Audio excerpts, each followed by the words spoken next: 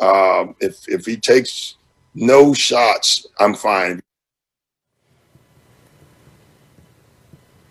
All right, some interesting comments there. Now, there is a debate whether Embiid or Simmons is the top dog in Philly, but Stephen A. asked you, do you think that Simmons is going to be the best player for the Sixers? I do think he's going to be the best player with the Sixers, but I will say this, Max, you know how close I am with Coach Doc Rivers. I love the man, and but I'm going to say this affectionately. I can say this to Doc Rivers because that would be he and I debating basketball before he ultimately schools me because he knows more than I do, of course. But I think that is the most asinine thing I've heard Doc Rivers say. He doesn't care if Ben Simmons shoot the ball. Stop it. And if you don't care, damn it, Doc Rivers, you better care. Okay?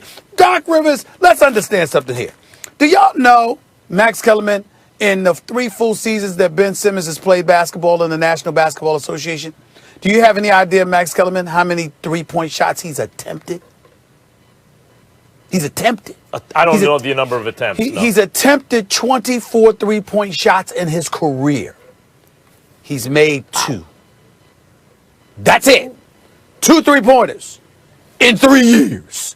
That's Ben Simmons. So essentially, come playoff time, a lot of times you see defenses lagging off and basically daring you to do something. And if the ball is in his hands, essentially it's 4-on-5 basketball. Now, this is Doc Rivers coaching this team, okay? Not Brett Brown, and we understand that, even though we wish nothing but the best for Brett Brown. But in the end, what it comes down to is this. Ben Simmons is still going to be your best player.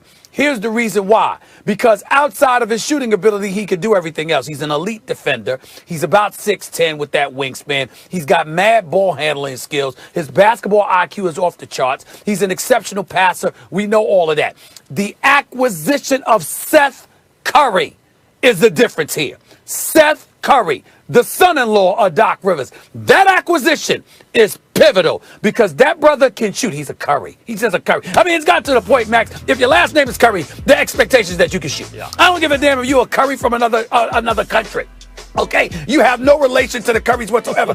They are such lethal snipers that if your last name is Curry, the expectation is you can shoot the damn basketball. So when you have him, Thibault is no joke defensively. We get all that. But a Tobias Harris, a Joel Embiid, and the way that Doc Rivers will utilize them, the way he's going to unleash Ben Simmons, I think he's going to unleash Ben Simmons to be more of a scorer as opposed to a shooter. I think Ben Simmons, knowing he has that freedom, will be more creative. And I think that will lead to him facilitating so much for everybody else. That's what's going to make him the best player the Sixers have, even more so than Joel Embiid.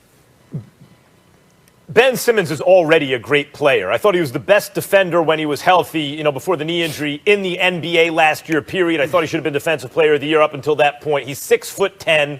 He's like a kind of poor man's LeBron, only with better handles than LeBron. But he has that kind of court vision and passing ability. He can finish at the rim, all those things. And by the way, since he's come into the league, he has created more open looks from 3 for his teammates than anyone in the league. So He actually assists you, literally, in that department. He is a great player already, and yet Embiid will be the best player on the Sixers this season. Stephen A., remember when I was complaining about J.J. Redick's transition defense and that was hurting the Sixers? Okay. I think I fell victim to something that afflicts many, which is you kind of get bogged down in what someone can't do instead of looking at what they can do.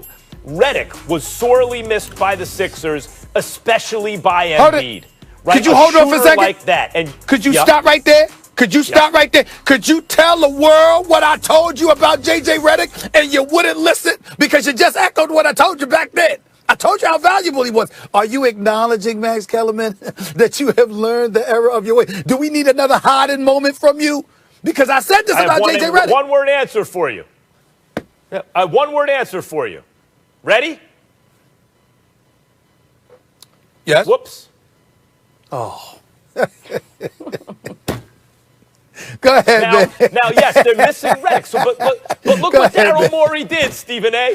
All right. Look what Daryl Morey did. And Ben Dietrich pointed this out on Twitter. What do Dwight Howard and Seth Curry and Danny Green all have in common?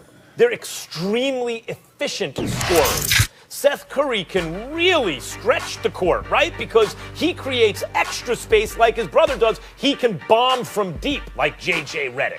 Not all three-pointers are created equal.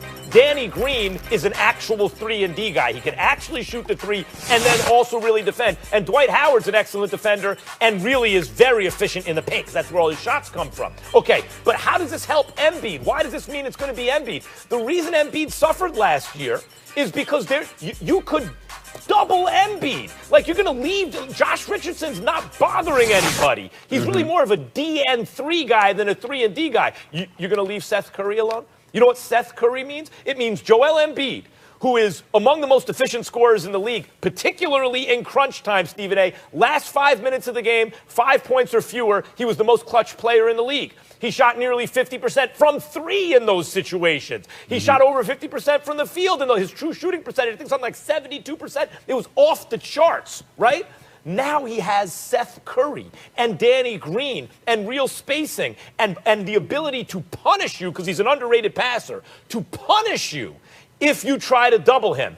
Embiid's going to have a monster season if he stays healthy. And in fact, as great as Simmons is, he's already a great player, Embiid will be the best player on the team. Embiid has attempted 747 three-pointers in his career. The last 2 seasons, he threw up 263. Last season, 172 three-pointers. Doc Rivers is going to have to change that because Joel Embiid needs to get his behind on the block. You know, use that backside, back cats down, use that tremendous footwork with his tremendous touch and wreak havoc and force people to descend upon him to help create. If he were to do that, then he could give Ben Simmons a run for his money. But the fact of the matter is, until we see it, we can't believe it. When I'm looking at Ben Simmons, I'm taking into account that he's not a three-point shooter. I'm taking into account that he's not going to attempt to shoot three-pointers. But I'm also taking into account everything else we've already seen. And what we've already seen from him, I think, makes him a better facilitator for other success than Joel Embiid.